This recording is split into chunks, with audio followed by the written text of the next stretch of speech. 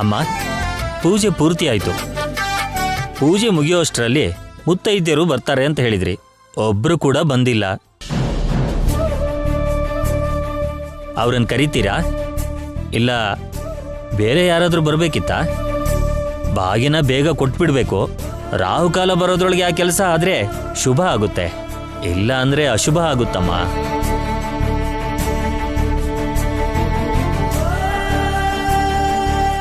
ಉತ್ತರ ಯಾಕೆ ಕೊಡ್ತಿಲ್ಲಮ್ಮ?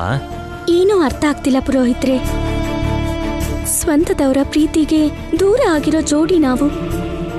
ಅದಕ್ಕೆ ಅನಾಥರಾಗಿ ಉಳ್ಕೊಂಡ್ಬಿಟ್ವಿ. ಅಮ್ಮನವರಾದ್ರೂ ನಮ್ಮ ಮೇಲ್ ದಯೆ ತೋರಿಸಿ ನಮಗ್ ಸಹಾಯ ಮಾಡ್ತಾಳೆ ಅಂತ ಆಸೆ ಪಟ್ವಿ. ಅದು ಕೂಡ ನಡಿಲಿಲ್ಲ. ಪರಿಸ್ಥಿತಿಗಳು ನಮ್ಮ ಮೇಲೆ ಅಷ್ಟು ದ್ವೇಷ ಇಟ್ಕೊಂಡಿದೆ. ದಿಕ್ಕಿಲ್ದಿರೋರ್ ಹಾಗೆ ಉಳ್ಕೊಂಡ್ಬಿಟ್ವಿ. ನಾನು ಊಹಿಸಿದ್ದೆ ನಡೀತು. ಇದಕ್ಕೆ ನಾನು ಬೇಡ ಅಂದೆ. ನೀನೇನೋ ಯಾವುದೋ ನಂಬಿಕೆ ನಿನ್ನನ್ನು ನಡೆಸುತ್ತೆ ಅಂತ ಹೇಳಿದೆ. ಸ್ಥಾನಕ್ಕೆ ಮೀರಿ ಮೆರೆದ್ರೆ ಹೀಗೆ ಆಗೋದು. ಅರ್ಹತೆ ಇಲ್ದೇ ಇರೋರು ದೈವ ಕಾರ್ಯ ಶುರು ಮಾಡಿದ್ರೆ ಫಲಿತಾಂಶ ಹೀಗೆ ಇರುತ್ತೆ. ಮನೆಯವರು ಬರೋದಿಲ್ಲ, ಹೊರಗಿನವರು ಬರೋದಿಲ್ಲ. ಇಟ್ಟಿರೋ ನೈವೇದ್ಯನ ಯಾರು ಮುಟ್ಟಲ್ಲ. ಬಾಗನನ್ನ ತಗೊಂಡು ಹೋಗಿ ಕಸದ ಬುಟ್ಟಿಗೆ ಹಾಕೋದ್ ಬಿಟ್ರೆ ಇನ್ಯಾವುದಕ್ಕೂ ಕೆಲ್ಸಕ್ಕೆ ಬರೋದಿಲ್ಲ. ಹಬ್ಬ, ನಿನ್ನೆಯಿಂದ ಅಂತೂ ಎಷ್ಟು ಮೆರಿತಾ ಇದ್ವಿ ಇವಳು. ಆಗೋಯ್ತಲ್ಲ, ಎಲ್ಲ ಆಗೋಯ್ತಲ್ಲ. ಇನ್ನು ಯಾರೂ ಬರಲ್ಲ, ಯಾವಮ್ನೋರು ನಿನ್ನ ಕಾಪಾಡಲ್ಲ.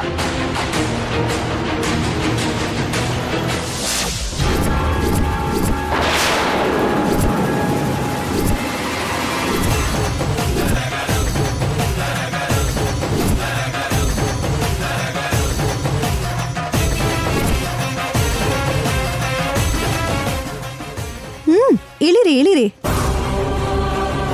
ವೇದವತಿಯವರು ನಮ್ಮೆಲ್ರಿಗೋಸ್ಕರ ಕಾಯ್ತಾ ಇರ್ತಾರೆ. ಹೋಗೋಣ ನಡೀರಿ.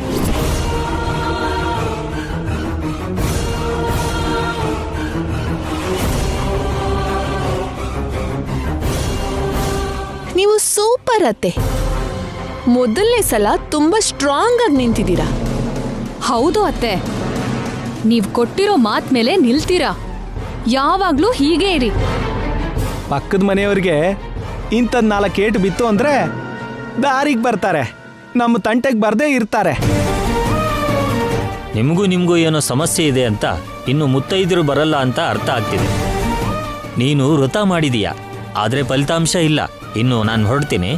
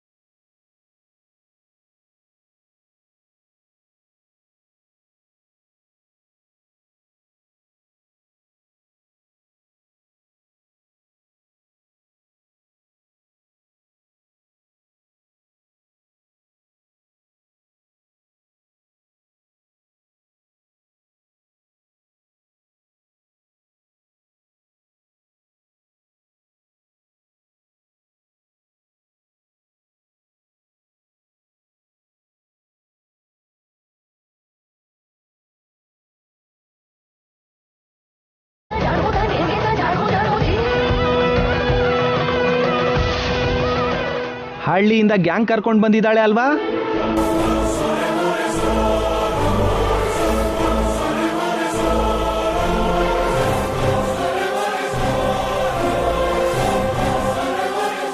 ಎಂಟ್ರಿ ಮಾತ್ರ ಲೇಡಿ ರೌಡಿ ತರ ಇದೆ.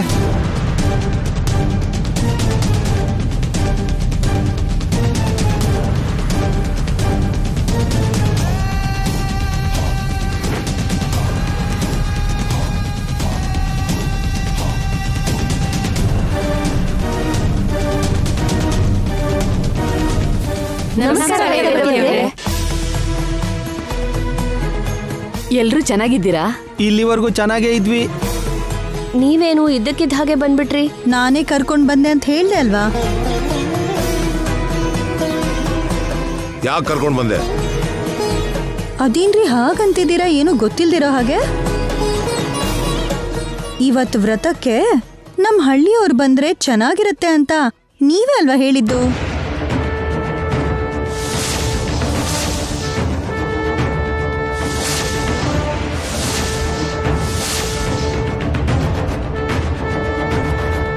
ಮಾಮೂಲಿ ಸ್ಕೆಚ್ ಹಾಕಿಲ್ಲ ಅಲ್ವಾ? ಏನ್ ಸ್ಕೆಚಪ್ಪ? ಅದು ನಿಮ್ಗೆ ಅರ್ಥ ಆಗಲ್ಲ ಬಿಡಿ. ಅಮ್ಮ ಅವ್ರೆ, ಮೊದ್ಲು ನೀವು ನಮ್ಮ ಊರಿನ ಹಬ್ಬಕ್ ಬಂದಾಗ ಈ ನಿಹಾರಿಕಮ್ಮ ಮನೆ ಸೊಸೆ ಆಗ್ತಾಳೆ ಅಂದ್ರಿ. ಊರವ್ರಿಗೆಲ್ಲ ಪರಿಚಯ ಮಾಡ್ಸಿದ್ರಿ. ನಿಮ್ದೇ ಜಾತಕ ಇರೋ ಹುಡುಗಿ ಸೊಸೆ ಆಗ್ತಾಳೆ ಅಂತ ಎಲ್ರೂ ಸಂತೋಷ ಪಟ್ವಿ. ಆದ್ರೆ ನಿಮ್ ಸೋದ್ರು ಸೊಸೆ ಆಗಿರೋ ಅವನಿ ಜೊತೆ ಅನ್ಕೊಳ್ದೆ ಇರೋ ಪರಿಸ್ಥಿತಿಲಿ ಶ್ರೀಕರ್ ಅವ್ರ ಮದ್ವೆ ಆಗಿದೆ ಅಂತ ಅವನಿ ಅವ್ರ ಅಕ್ಕ ನಮ್ಗೆ ಹೇಳಿದ್ರು.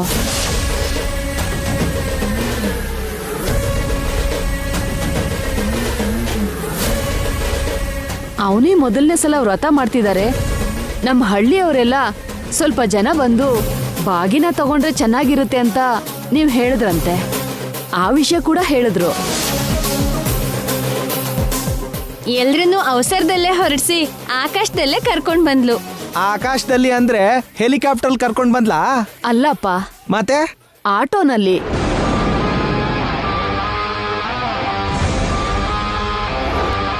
ಹಳ್ಳಿಯಿಂದ ಆಟೋದಲ್ಲಿ ಕರ್ಕೊಂಡ್ ಬಂದ್ಲಾ? ಮನಸ್ ಮಾಡಿದ್ರೆ ಆಟೋದಲ್ಲಿ ಅಮೆರಿಕ ಕೂಡ ಕರ್ಕೊಂಡು ಹೋಗ್ತೀನಿ. ಹಾ, ಅಷ್ಟು ಸಮರ್ಥಳೆ ಬಿಡು ನೀನು. ನಿನ್ನ ಬಗ್ಗೆ ನಮಗ್ ಗೊತ್ತಿಲ್ವಾ ಏನು? ನಮ್ಮ ಅತ್ತೆ ದೊಡ್ಡತನದ ಬಗ್ಗೆ ಕೂಡ ಹೇಳ್ದೆ ಅಲ್ವಾ? ಆ ವಿಷಯದ ಬಗ್ಗೆ ಕೂಡ ಹೇಳಿ. ಸೊಸೆಯಾಗಿ ಮಾಡ್ಕೋಬೇಕು ಅಂತಿದ್ ನಿಹಾರಿಕನ ಮನೇಲೆ ಇಟ್ಕೊಂಡು ಮಗಳಾಗ್ ನೋಡ್ಕೋತಿದ್ದೀರಾ ಅಂತ ಗೊತ್ತಾಯ್ತು. ನಿಮ್ದು ತುಂಬಾ ದೊಡ್ಡ ಮನ್ಸು ಅಮ್ಮ ಅವ್ರೆ. ಇನ್ನು ಜಾತಕದ ವಿಷಯನ, ಮದ್ವೆ ಅನ್ನೋದು ಯಾರ ಹಣೆಲ್ ಹೇಗ್ ಬರ್ದಿರುತ್ತೋ ಹಾಗ್ ನಡೆಯುತ್ತೆ. ಅವನಿನ ನಿಮ್ ಮನೆ ಸೊಸೆಯಾಗಿ ಆ ದೇವ್ರ್ ಕಳ್ಸಿದಾನೆ ಅಂದ್ರೆ ಅದ್ರಲ್ಲಿ ಏನೋ ಒಂದ್ ಅರ್ಥ ಇದ್ದೇ ಇರುತ್ತೆ. ನೀವೇನೇ ಮಾಡಿದ್ರು ಪದ್ಧತಿಯಿಂದ ಮಾಡ್ತೀರಾ, ನ್ಯಾಯವಾಗಿ ಯೋಚನೆ ಮಾಡ್ತೀರಾ. ಅದಕ್ಕೆ ನಿಮ್ಮನ್ನ ಅಲ್ಲಿ 10 ಊರ್ ಜನ ಅಮ್ಮನವ್ರ ತರ ನೋಡ್ತಾರೆ. ವೇದವತಿ ಅವರೇ, ನೀವು ನಿಜವಾಗ್ಲೂ ಗ್ರೇಟು ರೀ. ನಿಮ್ ಕೀರ್ತಿ ದೇಶದ ಮೂಲೆ ಮೂಲೆಗೂ ಸೇರ್ಬೇಕು. ನಿಮಗ್ ಯಾವುದೋ ಒಂದ್ ಜಾಗದಲ್ಲಿ ಗುಡಿ ಕಟ್ಟಬೇಕು. ಅಷ್ಟು ದೊಡ್ಡ ಮನ್ಸಿರೋರು ನೀವು. ನಾನು ಮೊದ್ಲಿಂದಾನು ಅನ್ಕೋತಾನೆ ಇದ್ದೆ, ಕೊನೆ ನಿಮಿಷದಲ್ಲಿ ಇಂಥದ್ದೇನೋ ನಡೆಯುತ್ತೆ ಅಂತ. ಇವಾಗ ಏನಾಯ್ತಪ್ಪ? ಅಪ್ಪಿತಪ್ಪಿ ಪೂಜೆ ಮುಗ್ದೋಯ್ತಾ ಅಥವಾ ನಾವೇನಾದ್ರೂ ಲೇಟಾಗಿ ಬಂದ್ವಾ? ಪೂಜೆ ಆಗೋಯ್ತು, ಆದ್ರೆ ನೀವ್ ಮಾತ್ರ ಬಾಗ್ನ ತಗೊಳ್ಳೋ ಟೈಮ್ಗೆ ಬಂದಿದ್ದೀರಾ. ಬಾಗಿನ ತಗೊಳ್ಬೇಕಾಗಿರೋದು 11 ಜನ ಅಲ್ವಾ? ಮತ್ತೆ ಇಲ್ಲಿರೋದು 1 2 3 4 5 6 7. ನಮ್ಮ ಗ್ರಾಮಸ್ಥರು 7 ಜನನೇ ಬಂದಿದ್ದಾರೆ. ಇದೇನ್ ಲೆಕ್ಕ? 11 ಜನ ಬರ್ಬೇಕಲ್ವಾ ಅಕ್ಕ? ನಾನೇನಷ್ಟು ಬುದ್ಧಿ ಕಡಿಮೆ ಇರೋಳೇನಲ್ಲ. ಉಳ್ದಿರೋ 4 ಜನ ಇಲ್ಲೇ ಇದಾರಲ್ವಾ? ಅಯ್ಯೋ ಅಯ್ಯೋ, ಅಕ್ಕ ತಂಗಿ ಇಬ್ರು ಸಾಮಾನ್ಯದವ್ರಲ್ಲ. ಏನಾಯ್ತಮ್ಮ? ಏನಿಲ್ಲಮ್ಮ, ಅಕ್ಕ ತಂಗಿ ತುಂಬಾ ಒಳ್ಳೆಯವರು, ತುಂಬಾ ಬುದ್ಧಿವಂತರು ಅಂತಿದೀವ ಅಷ್ಟೇ. ಹಾಗಾದ್ರೆ ಇನ್ಯಾಕ್ ತಡ? ಬಾಗಿನ ತಗೊಳ್ಳೋಣ, ನಡೀರಿ. 1 ನಿಮಿಷ ಇರಿ.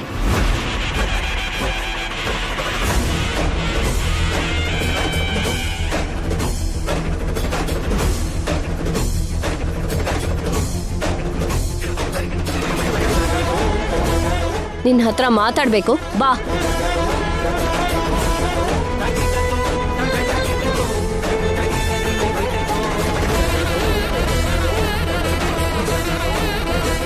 ನಾವು ಹೋಗೋಣ ಬನ್ನಿ.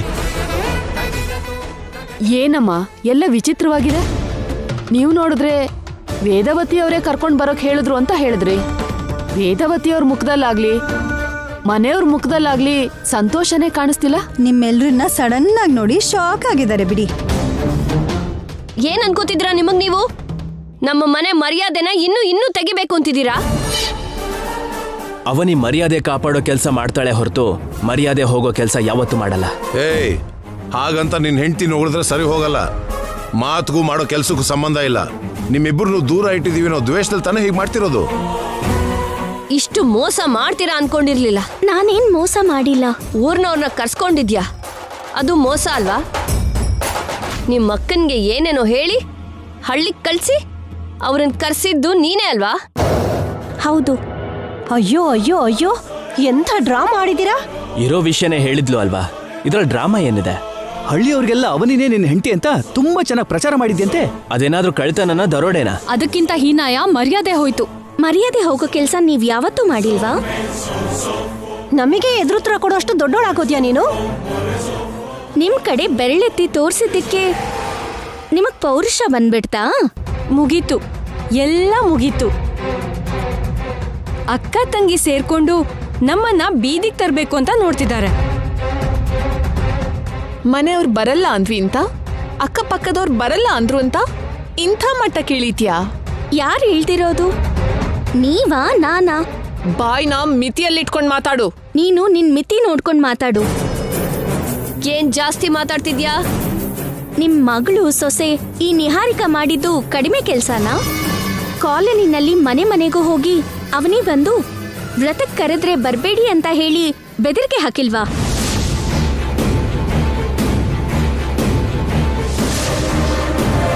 ವೇದವತಿಯವ್ರ ಮಾತನ್ನ ನಾವ್ ಹೇಳ್ತಾ ಇದೀವಿ ಅಂತ ನಿಮ್ ಬಗ್ಗೆ ಪಬ್ಲಿಸಿಟಿ ಮಾಡಿದ್ರು. ಅದು ನಿಮ್ಗೆ ಗೌರವ ಕೊಡೋ ಕೆಲ್ಸನಾ? ಮರ್ಯಾದೆ ಹೋಗೋ ಕೆಲ್ಸ ಅಲ್ವಾ?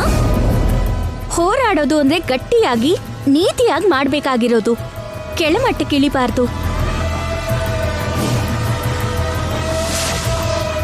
ನೀವು ಬರಲ್ಲ ಅಂದ್ರಿ, ಬೀದಿನಲ್ಲಿರೋರ್ಗೆ ಬರಬೇಡಿ ಅಂದ್ರಿ, ಎಲ್ರಿಗೂ ಆಜ್ಞೆ ಮಾಡಿದ್ರಿ. ಅದಕ್ಕೆ ನನ್ನ ಅಕ್ಕನ ಹತ್ರ ನನ್ನ ನೋವನ್ನ ಹೇಳ್ಕೊಂಡು ಹಳ್ಳಿಯಿಂದ ಅವ್ರನ್ನ ಕರ್ಕೊಂಡು ಬರೋದಕ್ಕೆ ಹೇಳ್ದೆ.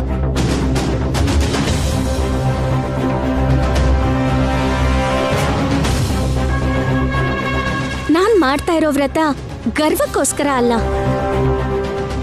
ಇದಕ್ಕೋಸ್ಕರ.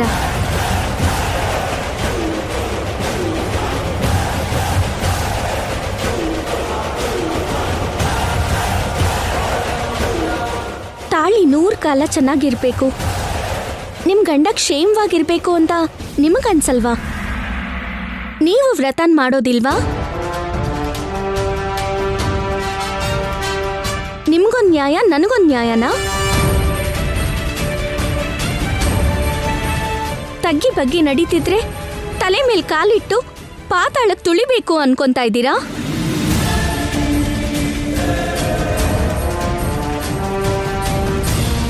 ನಾನ್ ಯಾವತ್ತೂ ಆಸ್ತಿಲ್ ಭಾಗ ಬೇಕು ಅಂತನೋ ದುಡ್ಡಲ್ಲಿ ಅರ್ಧ ಬೇಕು ಅಂತನೋ ನಿಮ್ ಜೊತೆ ಹೋರಾಡಲ್ಲ. ಅದೇ ನನ್ ಮಾಂಗಲ್ಯದ ವಿಷಯಕ್ಕೆ ಬಂದ್ರೆ ಎಷ್ಟು ದೂರ ಬೇಕಿದ್ರೂ ಹೋಗ್ತೀನಿ.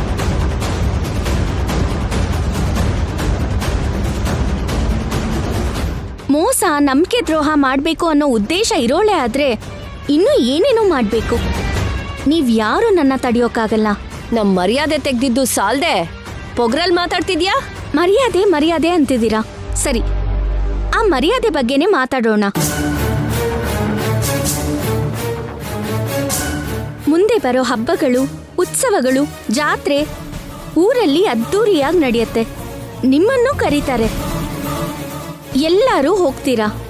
ಜನರೆಲ್ರಿಗೂ ಸಡನ್ ಆಗಿ ನಾನು ಭಾವ ಗಂಡ ಹೆಂಡತಿ ಅಂತ ಗೊತ್ತಾಗತ್ತೆ. ಆಗ ನಿಮ್ ಮರ್ಯಾದೆ ಹೋಗಲ್ವಾ? ಆ ಹಬ್ಬಗಳಿಗೆ ನಿಮ್ಮನ್ ಯಾಕೆ ಕರ್ಕೊಂಡು ಹೋಗ್ಲಿ? ಬರ್ತೇನೆ, ನಾವ್ ಯಾಕಿರ್ತೀವಿ?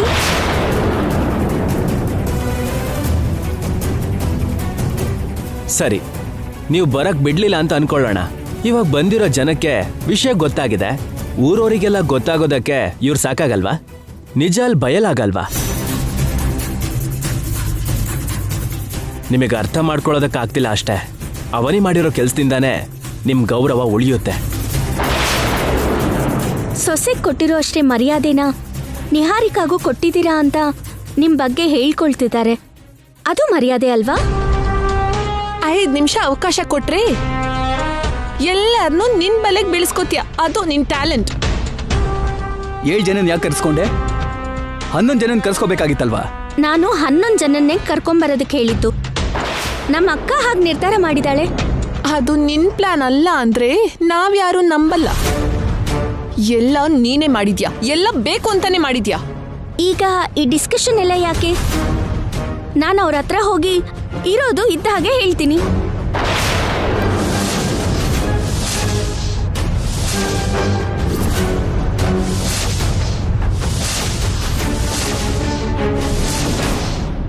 ನಾನ್ ಸೊಸೆ ಆದ್ರೂನು ನನ್ನ ಒಪ್ಕೊಂತಿಲ್ಲ ರೀ. ನಿಹಾರಿಕಾನ ತಲೆ ಮೇಲೆ ಇಟ್ಕೊಂಡು ನೋಡ್ಕೊಂತಿದ್ದಾರೆ ಅಂತ ಹೇಳ್ತೀನಿ.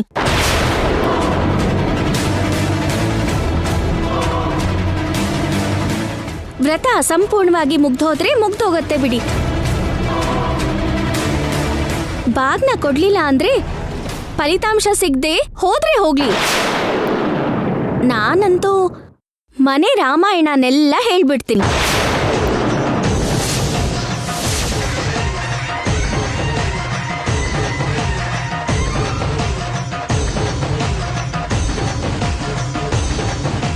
ಮನೆ ಮುಳುಗ್ಸೋ ತರ ಇದ್ದಾಳೆ. ಅವನಿ ನಿಜ ಹೇಳಿದ್ಲು ಅಂದ್ರೆ ನಿಜವಾಗ್ಲೂ ನಮ್ಮ ಕುಟುಂಬದ ಮರ್ಯಾದೆ ಹೋಗುತ್ತೆ.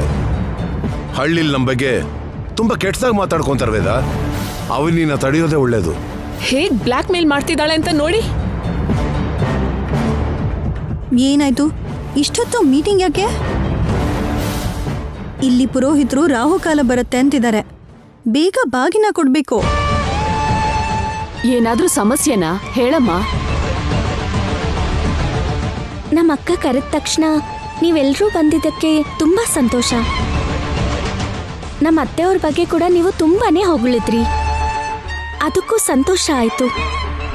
ಆದ್ರೆ ನಿಜವಾಗ್ಲೂ ವಿಷಯ ಏನಂದ್ರೆ ಅವನಿ ಅವನಿ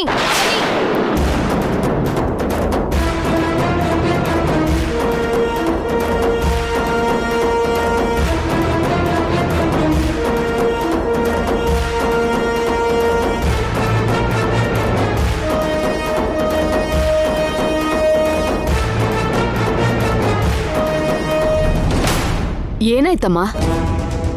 ನಮ್ಗೆ ಹೇಳ್ದೆ ಇರೋದು, ನಮಗ್ ಗೊತ್ತಾಗ್ದೇ ಇರೋದು ಈ ಮನೇಲಿ ಏನಾದ್ರೂ ನಡೀತಿದ್ಯಾ? ಅಯ್ಯೋ, ಅಂಥದ್ದೇನೂ ಇಲ್ಲ. ನಿಮ್ಮೆಲ್ಲಾರನ್ನೂ ಅವನಿ ಅವ್ರ ಅಕ್ಕನ ಹತ್ರ ಕರೆಯೋಕ್ ಹೇಳಿದ್ಲಲ್ಲ, ಅದಕ್ಕೆ ನಾವೆಲ್ಲರೂ ತುಂಬಾ ಸಂತೋಷವಾಗಿದ್ದೀವಿ. ಆ ವಿಷಯದ ಬಗ್ಗೆನೇ ಅವನಿನ ಪಕ್ಕಕ್ಕೆ ಕರ್ಕೊಂಡು ಹೋಗಿ ಮಾತಾಡ್ಕೊಂಡು ಬಂದ್ವಿ. ಅದೇನೋ ನಮ್ಮ ಮುಂದೆನೆ ಮಾತಾಡ್ಬೋದಿತ್ತಲ್ವಾ? ಅಮ್ಮ, ಇವಾಗಾದ್ರೂ ಬಾಗಿನ ತಗೋತೀರಾ ಇಲ್ವಾ? ಬನ್ನಿ ವೇದವತಿಯವರೇ, ಅವನಿ ಕೈಯಿಂದ ಎಲ್ರೂ ಬಾಗಿನ ತಗೊಳ್ಳೋಣ. ಸರ್, ಯಾಕೆ ಸಿಕ್ಕಾಕೊಂಡ್ವಿ? ಇನ್ ಮಾಡೋದೇನಿದೆ? ನಡೀರಿ ನಡೀರಿ. ತಕ್ಕತೈ ಅಂತ ಎಲ್ಲದಕ್ಕೂ ತೂರ್ಕೊಳಕ್ ಹೋಗ್ಬೇಡಿ. ಬಾಗಿನಾನ ಮದ್ವೆ ಆಗಿರೋ ಹೆಣ್ಮಕ್ಳು ಮಾತ್ರ ತಗೊಳ್ಳೋದು. ಓ, ಟೆನ್ಷನ್ ಅಲ್ಲಿ ಮರ್ತೋಗ್ಬಿಟ್ಟೆ. ಮಾತ್ಕೊ ಅಳಿಯಂದ್ರು ಸಿಕ್ಕಾಕೊಂಡ್ವಿ ಅಂತಿದಾರಲ್ಲ. ಅದಾ, ನಮ್ ಭಾವ ನಮ್ ಫ್ಯಾಮಿಲಿ ಮೇಲೆ ಒಂದು ಪುಸ್ತಕ ಬರೀತಾ ಇದ್ದಾರೆ. ಹೌದೌದು, ಟೈಟಲ್ ಬಂದು ವೇದವತಿಯವ್ರ ಕುಟುಂಬ. ನಿಮ್ ಪುಸ್ತಕ ನೀವೇ ಬರ್ಕೊಂಡು ನೀವೇ ಓದ್ಕೊಳ್ಳಿ, ಸರಿನಾ? ಬಾಗ್ನ ತಗೋಬಹುದು, ಬನ್ನಿ. 7 ಜನ ಬಂದಿದ್ದಾರೆ, ಇವ್ರು ತಗೊಂಡ್ರೆ ಸಾಕಾಗತ್ತಲ್ವಾ? ಹಾಗಾಗಲ್ಲಮ್ಮ. ಎಷ್ಟು ಜನಕ್ಕೆ ಸಿದ್ಧ ಮಾಡಿದ್ದೀವೋ ಅಷ್ಟೇ ಜನ ತಗೊಂಡ್ರೇನೆ ಸಂಪೂರ್ಣ ಆಗುತ್ತೆ. ಬೇಗ ಬನ್ನಿ. ಬನ್ನಿ ಅತ್ತೆ.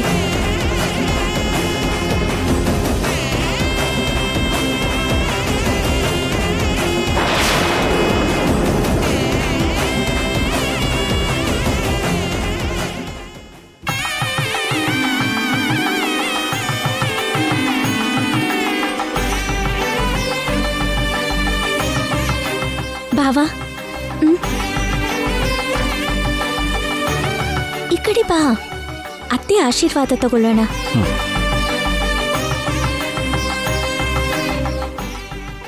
ಅಕ್ಷತೆ ತಗೊಳ್ಳಿ ಅಮ್ಮ.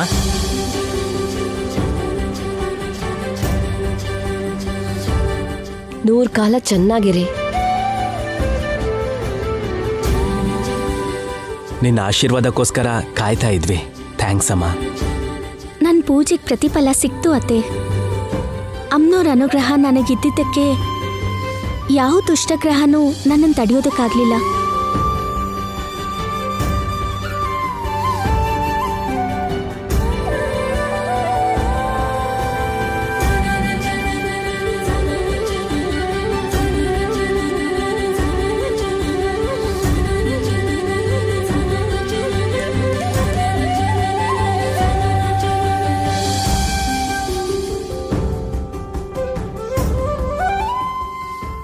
ಅಕ್ಕ,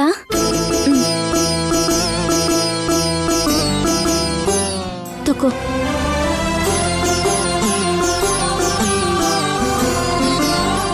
ವೃತ ಪರಿಪೂರ್ಣ ಆಯ್ತಮ್ಮ. ಯಾರಿಗೆ ಬಟ್ಟೆ ಕೊಡಬೇಕು ಅನ್ಕೊಂಡಿದ್ದೀರೋ ಇವಾಗ ಕೊಡಿ. ಬಟ್ಟೆ ಎಲ್ಲ ಏನ್ ಬೇಡ ಪುರೋಹಿತ್ರೆ. ಅಮ್ಮೋರ್ ಮುಂದೆ ನಿಮ್ಮೆಲ್ಲರ ಹೆಸರಿನಲ್ಲಿ ಇಟ್ಟಿರೋ ಬಟ್ಟೆ ನಮ್ಮ ಅದು ಬೇಡ ಅನ್ಬಾರ್ದು. ಮಾವ ಇಲ್ಲಿ ಬನ್ನಿ.